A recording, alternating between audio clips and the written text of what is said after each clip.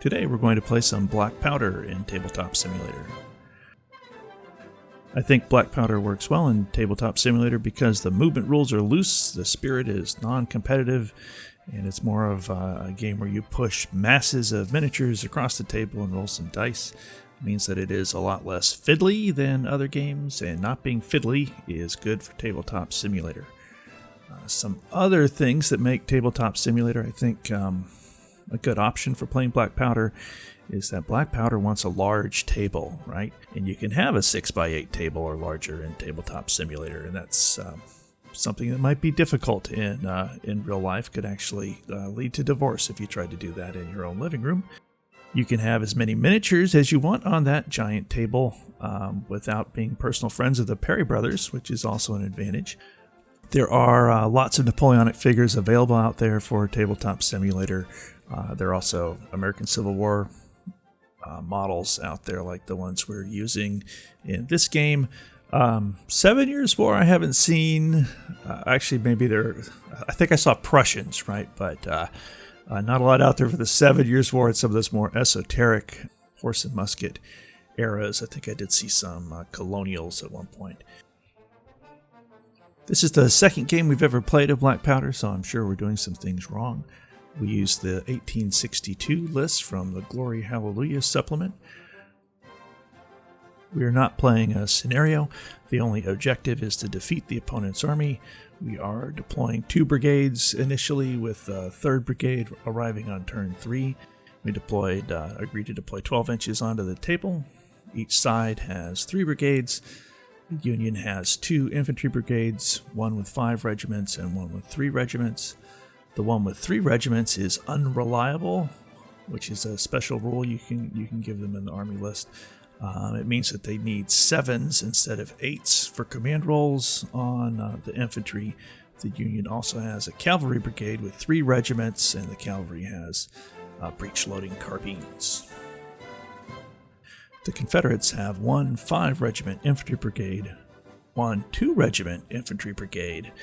The 2-regiment infantry brigade has upgraded morale, right, with a value of 3, meaning they save on a 3+ instead of a 4+. So we tried sort of lower quality troops for the Union on their additional infantry brigade and higher quality troops but fewer numbers for the Confederates on theirs.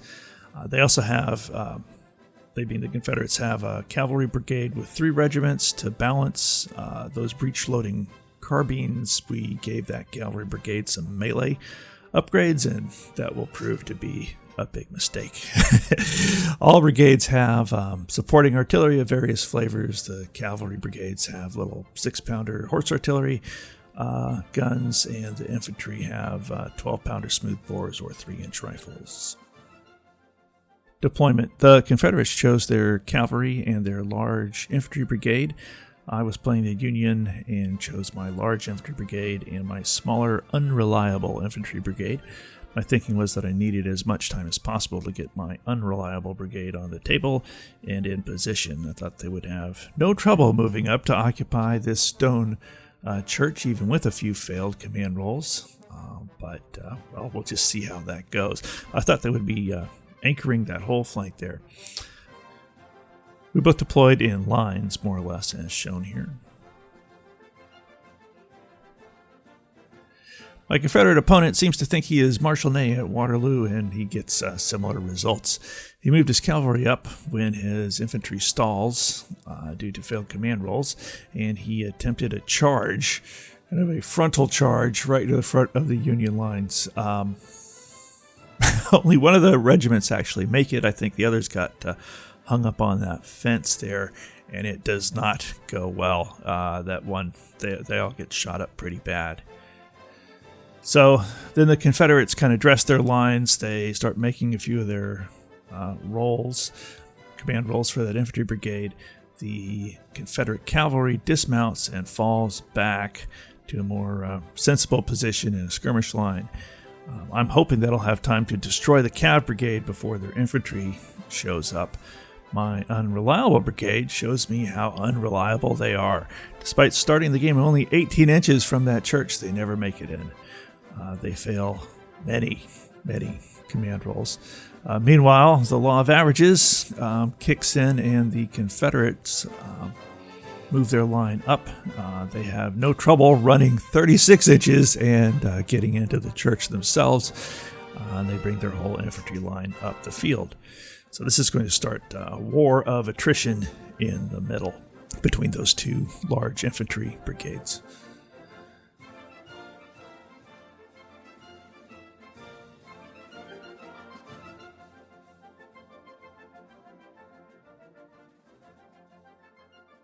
So on turn 3, our reinforcements show up. Both of us roll poorly. Right? The Confederate infantry barely moves, and the Union cavalry actually blunders on their first move and tries to move to the left instead of forward. The war of attrition there continues in the middle. The Confederates push forward and move into close range. I think I have a slight firepower advantage, though. Even with the unreliables, I have 2 infantry brigades and 2 guns there fighting the Confederates' 1 large infantry brigade. Eventually, I make some command rolls, and it's my turn for an ill-fated cavalry charge. I charged his gun up on that hill, even getting some guys onto the flank of the gun. I know the guys in the front here will be splattered, but my thought is I will kill the gun, then dismount with whatever cav I have left, and I'll be able to delay his infantry reinforcements. And that's another brilliant plan that goes horribly wrong. My flanking artillery rolls almost all 1s and 2s in the melee, and it is a tie combat, so they have to bounce. The guys who hit in the front, or were trying to hit in the front of the guns, of course, they were shaken on the way in. They don't even complete their charge, and the gun is still there. I did almost the same thing then on the next turn. Almost all 1s and 2s in the melee, and the gun actually did a casualty to the cavalry. So I just gave up on the whole heroic charge of the light brigade thing, and decided to dismount my cavalry at that point and try to fight fight that cannon with carbines. Meanwhile, the Confederate reinforcements did a great job of delaying themselves with no help from me, failing lots and lots of command rolls.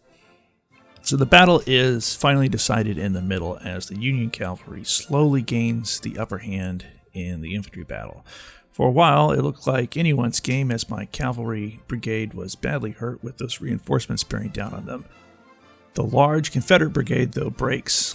We played one more turn after that, but it was clear I was about to have a massive amount of force that I could bring to bear on what he had left. And his cavalry brigade, which already had a broken regiment from earlier, just was not going to last. What did we learn from this? I think Black Powder is in part about managing failure, right? It's about making sure you'll be in a reasonable position even if you fail those command rolls. I felt like Black Powder can really punish risk-taking, right? I'll be a lot more risk-adverse. I think my opponent will too in the next game. And of course, frontal cavalry charges just don't work, right? I mean, there's a reason they didn't do those anymore in the American Civil War. They probably weren't a good idea in the Napoleonic Wars either, even though they were still trying them from time to time. But it just doesn't work out, right? Those, no cuirassiers running around here in the 1860s, in America at least. Thanks. That's it for this video. I hope you enjoyed it, and you're definitely new at making battle reports here. I'm trying to find a way to tell the story without making the thing too long. This actual game lasted. We did it over the course of like 3 sessions. It might have been 6 hours of actual play, and our banter is definitely not entertaining enough to hold anyone's attention for 6 hours. Even definitely not mine. Probably do maybe some experiments here with battle report videos in Tabletop Simulator during this pandemic time, right? But it's nice to have Tabletop Simulator as an option when you can't play games in person. you hit the like button, I'll be more likely to make another one of these. Right, but we'll see. Again, thanks for your time. Bye.